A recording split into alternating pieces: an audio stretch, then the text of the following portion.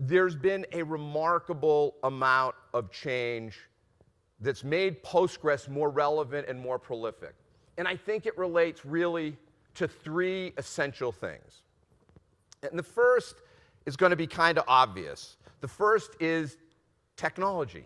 I mean, at the end of the day, the only thing that will really drive the adoption of any piece of software is the capabilities of that technology. And if you look at the evolution of Postgres, you'll see that the dramatic shifts over 10 years. And I'm going to call out one other part of technology. That all relates to people. The people who write the code, the people who fix the code, and the expansion of that. I'm not going to talk about technology. You're going to hear from great people here that are from the community. Over the next couple of days, you'll hear from Robert Haas, Andres Freund, you'll hear from Bruce Mobjan and a few others who are here to talk to you about the tech.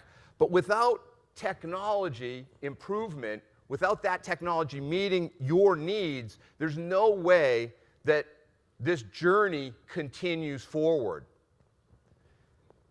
The second is users and customers. It's obvious that without adoption of Postgres, Postgres can't get better. And you guys represent that use expanding around the Postgres technology and ecosystem. But here's the deal. It's a crazy and fantastic cycle. Because what happens is we make technology, customers start to consume it. We have the benefit at EnterpriseDB of having a lot of customers. And so what that means, because we have a lot of core developers in the Postgres community and a lot of customers, what happens? The pace of innovation and the pace of technical improvement goes faster. And why does it go faster? Because we've got you as enterprise customers. You start to deploy Postgres in one context, you expand it into a second and a third and a fourth, and you immediately say, hey, I love Postgres, but it doesn't do this. Can you help me with that? Or I love Postgres, but it breaks when I do this. Those turn into feature requests. Those turn into bug fixes. And because there's commercial enterprise surrounding this open source project, we're able to accelerate and create a pattern of acceleration of the creation of features, capabilities, bug fixes, and enhancements. And by enhancing the technology, it gives you more reason to use it and expands even further. And so when I came to EnterpriseDB 10 years ago, Postgres was an incredibly important technology, if not yet fully embraced and adopted by enterprise. But through that cycle of commitment to technology development by commercial entities like EnterpriseDB, and your use of it and that cycle of innovation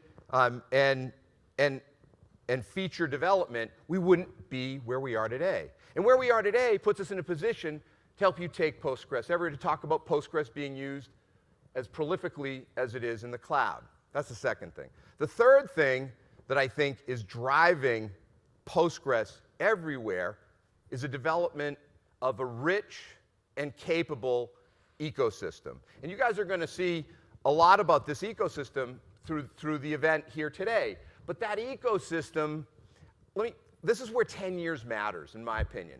That ecosystem doesn't develop easily. When you look at that Gartner Magic Quadrant where there were 31 companies down to 11, what happened to some of that roadkill?